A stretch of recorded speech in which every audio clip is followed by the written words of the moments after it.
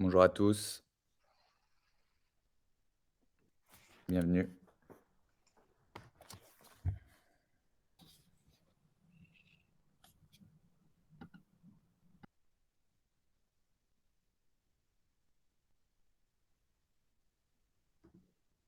Bonjour à celles et ceux qui nous ont rejoints, bienvenue.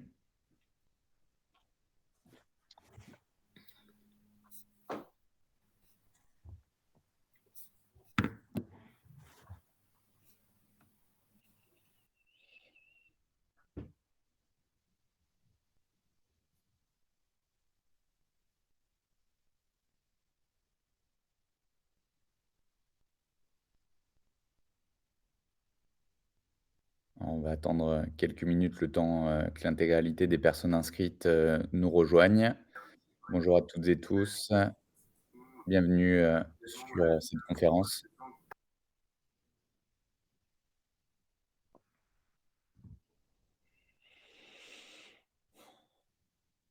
On attend encore une trentaine de participants et on pourra débuter cette conférence. Merci en tout cas de nous rejoindre et bienvenue pour celles et ceux qui viennent de se connecter.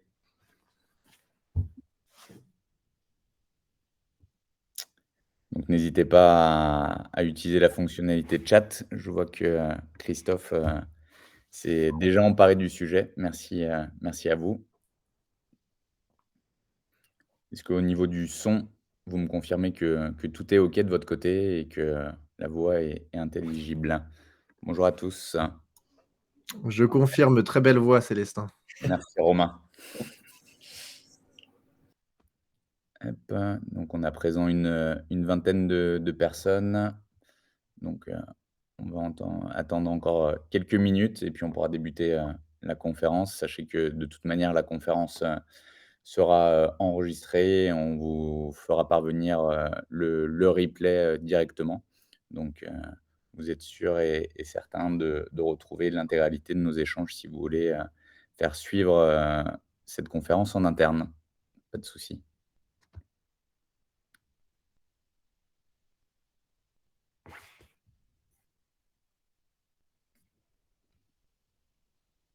Allez, on laisse encore une chance, 2 petites minutes à peine pour les retardataires. Normalement, en distanciel, on a moins de problématiques pour avoir le train. Hop, 22 personnes.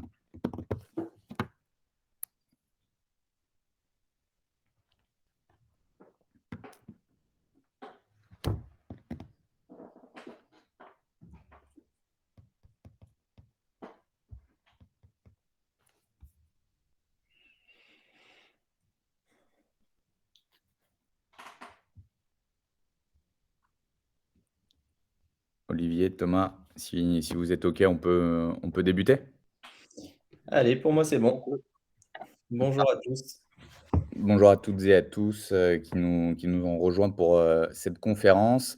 L'objectif, de la réunion, d'aujourd'hui, c'est, tout simplement d'avoir un retour d'expérience, de la part, d'AB Habitat sur, le projet de, connexion de l'application, Sowell directement à son système, d'information. Donc aujourd'hui, nous avons la chance, de recevoir Olivier, Guerrero, le responsable qualité et RSE et DPE du bailleur Habitat ABH.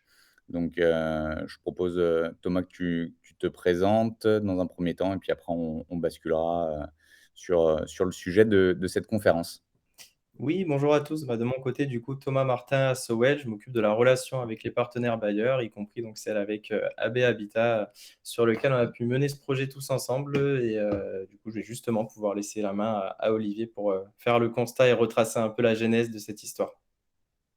Bonjour à tous, merci à Célestin et à Thomas pour la présentation. Simplement pour situer le contexte un peu, AB Habitat est une coopérative HLM, donc on gère plus de 12 000 logements sur 2 communes du 95. La proximité pour nous est vraiment un atout majeur.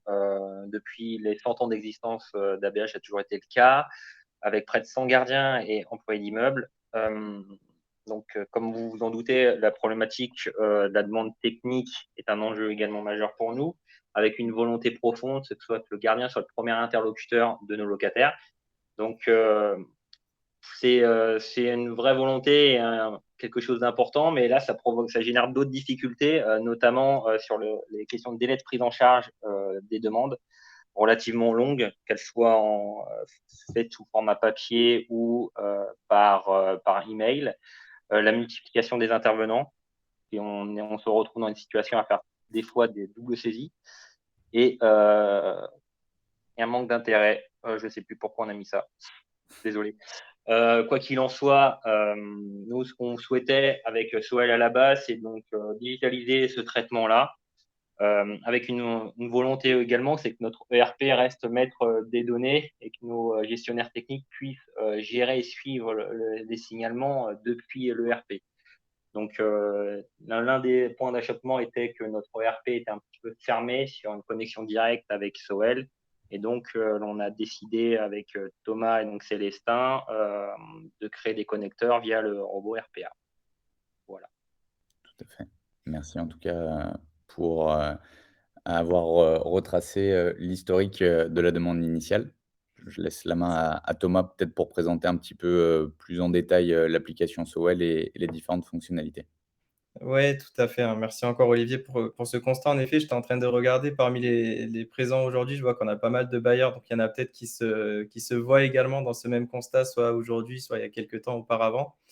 En tout cas, nous, c'est un constat qu'on avait fait également, donc chez AB Habitat, mais de manière plus globale aussi au sein des différents bailleurs qu'on a consultés au lancement de l'application il y a quelques années en arrière.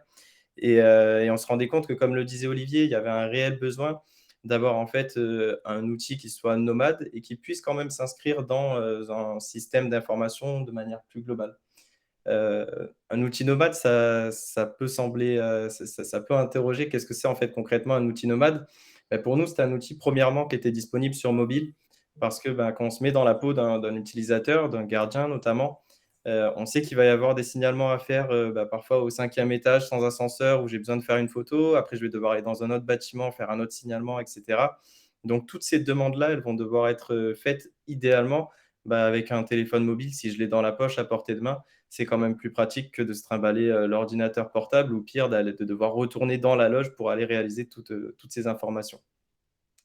Donc, partant de ce constat, on a déployé cette espèce de boîte à outils, on va dire, qui rentre dans la poche du gardien, donc sur l'application mobile, avec différentes fonctionnalités. Donc, on avait les signalements techniques pour aller dire, voilà, j'ai une fuite d'eau, une panne d'électricité, tout ce genre d'enjeux techniques. Je vais pouvoir le faire en quelques clics et pouvoir le suivre sur le long terme. Ça peut également être des incivilités. Donc, je peux avoir des épaves sur mon parc, des véhicules épaves. Je peux avoir des dégradations, des graffitis, etc. Donc, tout ça, c'est sur des signalements ponctuels. Mais on va également parfois avoir des contrôles récurrents où là, on va être sur des enjeux de sécurité, notamment réglementaires, avec la présence du plan de sécurité, des extincteurs, le bon fonctionnement des ascenseurs, etc. Et enfin, toujours dans cette notion de contrôle récurrent, on va également être capable de contrôler l'état de propreté du patrimoine, où là, on va être sur une approche plutôt contractuelle et interne. On va pouvoir évaluer la qualité de prestation, à la fois du travail qui est réalisé en interne et par les prestataires. Donc tout ça, ça reste à disposition du gardien, parfois des RS dans la poche sur l'application mobile. Et derrière, on a également parfois une interface de suivi qui peut être utilisée pour centraliser toute cette information.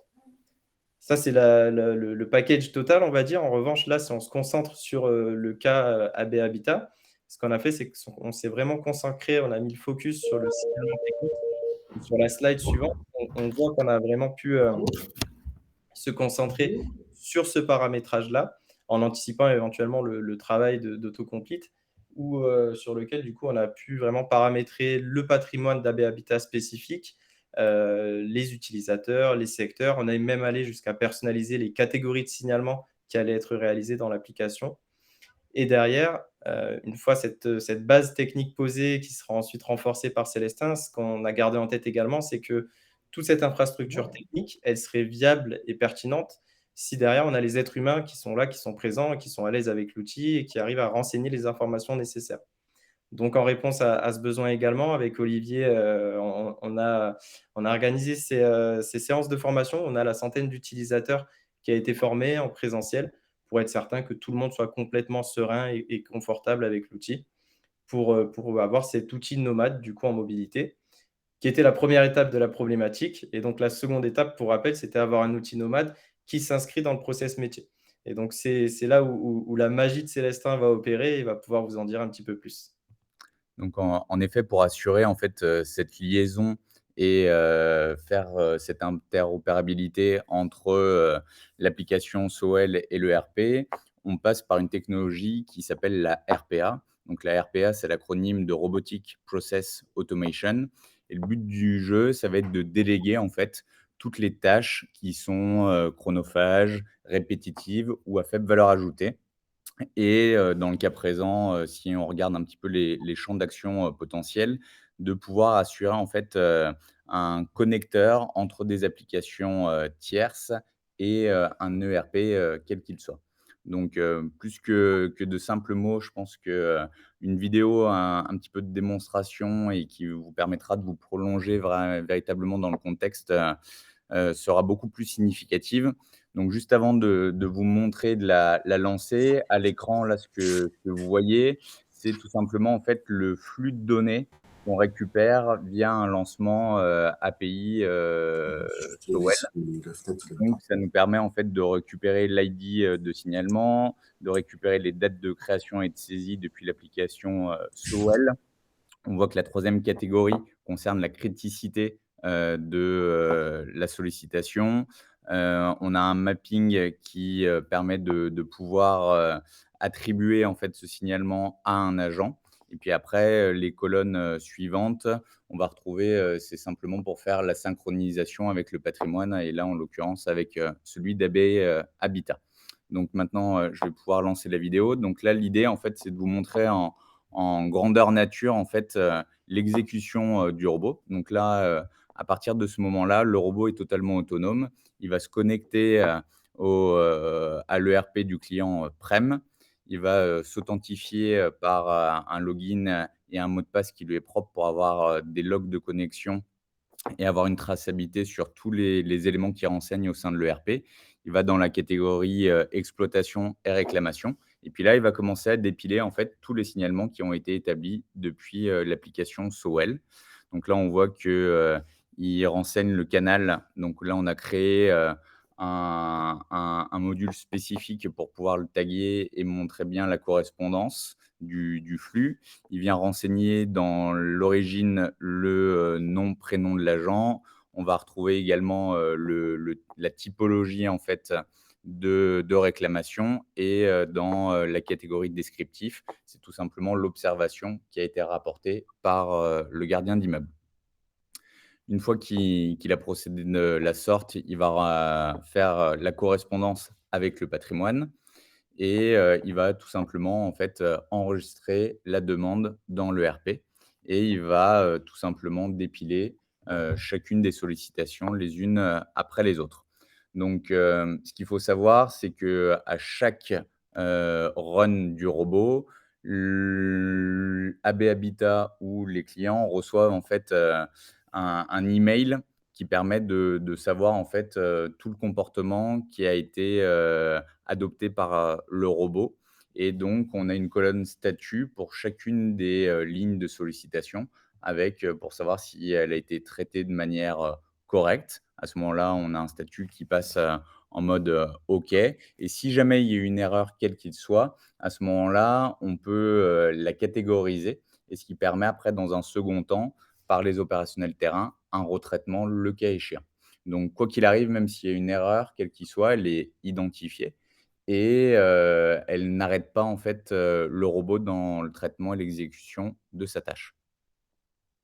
Donc là, on voit le robot, qui va un petit peu plus loin avec, là, tout ce qui est, affaire, aux événements, donc qui permet de pouvoir, notifier le locataire, de la prise en compte de sa sollicitation avec son canal préférentiel, soit en mode, SMS, soit par mail ou le cas échéant si, le SMS et le mail n'est pas renseigné, dans l'ERP, à ce moment-là, ça envoie directement un email, en automatique à l'agence de référence.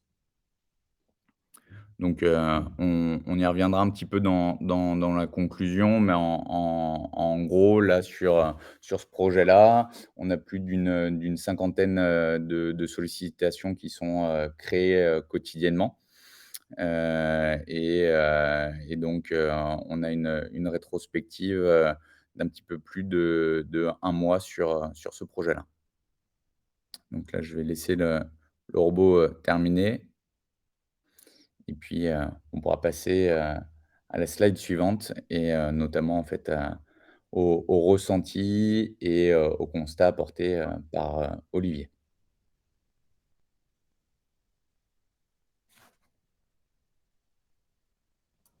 Bonjour à tous, c'est Romain Bérézé de Sowell. N'hésitez pas si vous avez des questions à les poser dans le chat. Je me chargerai d'y répondre si je le peux. Très bien. Alors, concernant le retour d'expérience, donc, comme l'a dit Célestin, le robot SOL fonctionne depuis un peu plus d'un mois, depuis le 23 janvier exactement. Donc, ce que l'on a pu nous constater, déjà, première chose, c'est une hausse énorme des sollicitations, des signalements réalisés par les gardiens. Alors, on a identifié plusieurs causes, comme c'est indiqué sur cette slide-là, et que les gardiens en ont profité pour relancer les gestionnaires techniques par rapport à des sollicitations postérieures, pour leur demander un suivi, sachant que pour eux, c'était aussi une évolution importante pour la traçabilité des demandes, étant donné comme ça, ils avaient l'ensemble des demandes sur leur mobile et ils sont en capacité d'avoir les éléments et les retours des gestionnaires techniques, ce qui est aussi rassurant pour eux.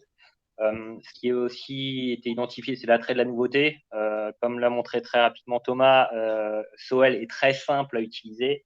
Donc avec des pictos et en une ou deux minutes, on peut dire que le signalement est fait. Donc avec cette simplicité-là, forcément, l'utilisation a été augmentée. Et on a également sollicité, dans le cadre de cette mise en place, les gardiens pour signaler également des tâches qu'ils réalisent quotidiennement, les problèmes qu'ils rencontraient quotidiennement et qu'eux-mêmes géraient, ce que jusqu'alors nous ne faisions pas, afin de valoriser le travail qu'ils réalisent dans leur résidence. Donc, ce que nous, on a pu constater, donc, comme je vous le disais, les gardiens sont très satisfaits. Nos gestionnaires techniques, c'est un petit peu dur au début. Forcément, il y a eu un afflux de demandes qui était conséquent. Mais l'intérêt pour eux, c'est cette relation et cette interaction avec le gardien qui favorise donc les échanges et encore une fois, cette traçabilité, les réponses, sachant qu'avec SOL et donc autocomplet, les descriptifs, grâce aux photos, sont quand même beaucoup plus précis et permettent donc en gestionnaire technique de réagir plus efficacement. Donc ça lui évite des fois de se déplacer sur site. Donc c'est un gain de temps également pour eux à terme. Et enfin au niveau de la direction, c'est aussi la fiabilisation des données, étant donné que on était surtout sur des données qui étaient transmises au format papier et autres, avec des mauvais signalements, des mauvais adressages. Là, avec l'automatisation de tout ce process-là, ça permet donc d'avoir des données dans notre ERP plus fiables et avoir un reporting et un suivi plus efficace. Voilà un peu sur le retour d'expérience. Après, sur les évolutions imaginées, là pour l'instant, on a un robot qui est plutôt descendant, c'est-à-dire de SOL vers notre ERP.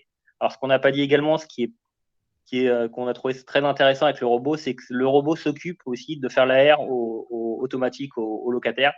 Donc, selon les données disponibles, soit le mail, soit le téléphone, donc il est en capacité de choisir le bon canal pour informer le locataire de la prise en charge de la demande. Donc, ça aussi, c'est quelque chose qu'on n'avait pas forcément ou par courrier. Donc là, on gagne en efficacité, en réactivité, ce qui rassure le locataire. Donc là, dans nos projets, c'est d'avoir un flux remontant de notre ERP vers SOL pour éviter justement que nos gestionnaires techniques fassent des doublons en saisie, en enregistrant des informations dans le RP et après dans SOL. Donc là, automatiser ce fonctionnement également et élargir à d'autres besoins. Donc on a pu identifier les sinistres, les demandes administratives, notamment par exemple les demandes de parking et autres. Et également développer l'automatisation de la relation locataire. Donc vraiment tout le suivi serait réalisé par le robot. Voilà. Merci beaucoup, en tout cas Olivier, pour ce retour. Je vais essayer de répondre à quelques questions qui sont, dans le chat. Donc, si je reprends, la question de Cyril Vincent, les données utilisées dans le robot proviennent uniquement du flux de données reçu? Donc à date, oui, mais ça peut être complété par, des sources de données externes et en fait, du robot.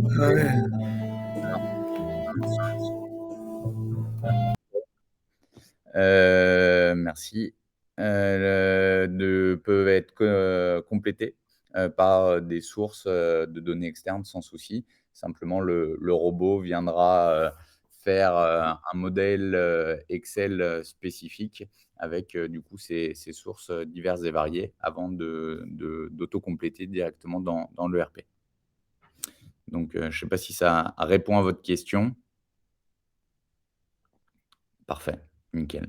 Et après, vu qu'il y avait des questions, sur les changements de design, généralement les montées de version sont assez rares, donc on peut les anticiper en amont, soit en phase de recette et refaire le mapping associé, le cas échéant.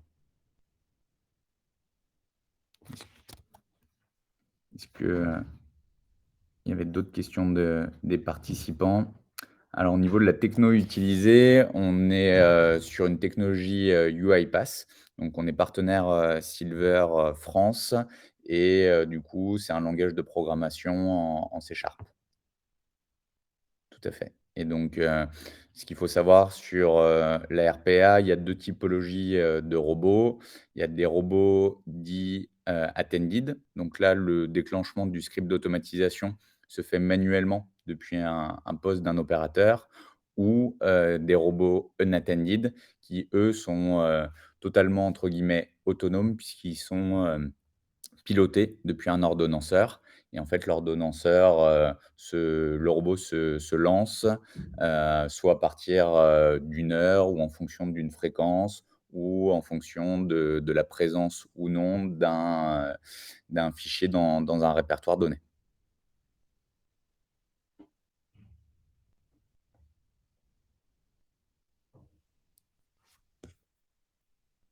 Est-ce qu'il y avait d'autres questions, soit sur le scénario, soit sur, l'application SOL ou RPA?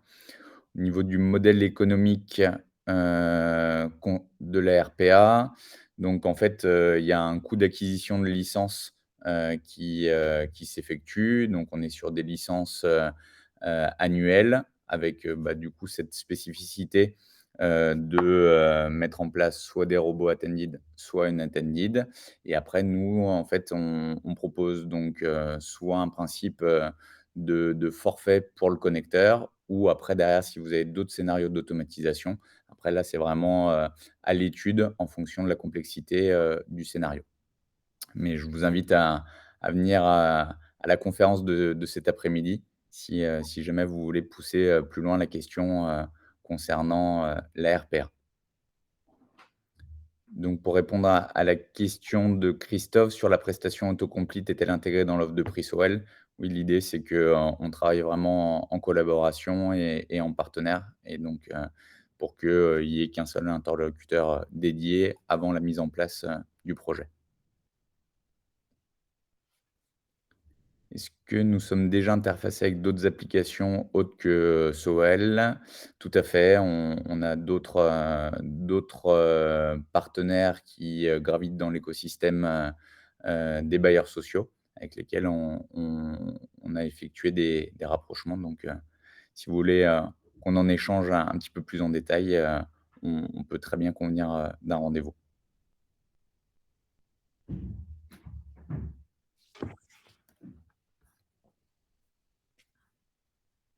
Est-ce qu'il y a des questions, peut-être plus à destination d'Olivier, de Thomas?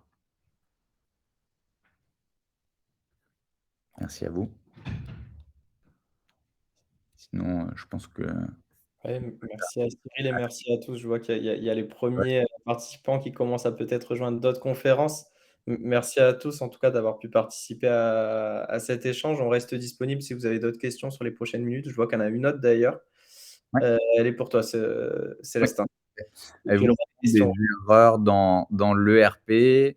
Alors après, l'idée, en fait, c'est vraiment d'anticiper en amont sur la phase de recette et essayer d'avoir un périmètre de recette qui est ISO avec celui de production pour vraiment, pouvoir recréer, le contexte de jeu, final, si je puis dire. Après, même s'il y a des erreurs, l'idée, c'est, tout simplement de savoir quel comportement le robot doit être mis, en vis-à-vis. Donc, là-dessus, on est très clair avec les bailleurs. Des fois, on préfère traiter que toute une partie d'un processus d'automatisation où on va traiter une certaine volumétrie, de la tâche, parce qu'on sait que, derrière, soit il y a, une intelligence humaine qui devra prendre le relais et donc dans ce cas-là, plus on va multiplier, les exceptions ou autres, plus ça va fragiliser le scénario. Donc nous, l'idée, c'est vraiment déjà dans la phase d'audit et de compréhension de besoin, d'anticiper au maximum et de vous dire: «Bah, voilà, là, très concrètement, c'est quelque chose qui est réalisable, et dans quelle mesure?» Il y a des notifications ou logs si erreur détectée. Oui, tout à fait, nous, depuis l'ordonnanceur, en fait, vous avez toute la traçabilité, en fait, du robot étape par étape et donc comme ça, vous avez une visibilité sur toute la «complétion» entre guillemets, et puis après, pour chaque scénario, il y a un email qui est envoyé avec, pour chacune des lignes traitées, un statut, OK ou, avec l'erreur et s'il y a une erreur, sa classification.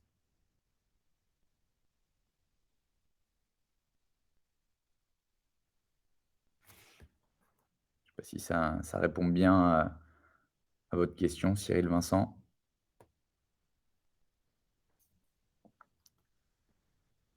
Si potentiellement, il y a d'autres questions, n'hésitez pas. Avec plaisir.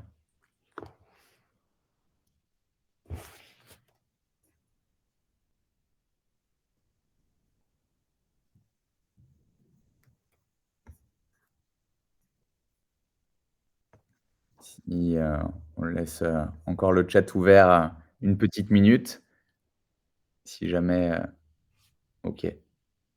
Merci à vous, pas de souci pour la prise de rendez-vous, Cyril Vincent. Merci à vous, Marie Hafner. Au plaisir, d'échanger prochainement.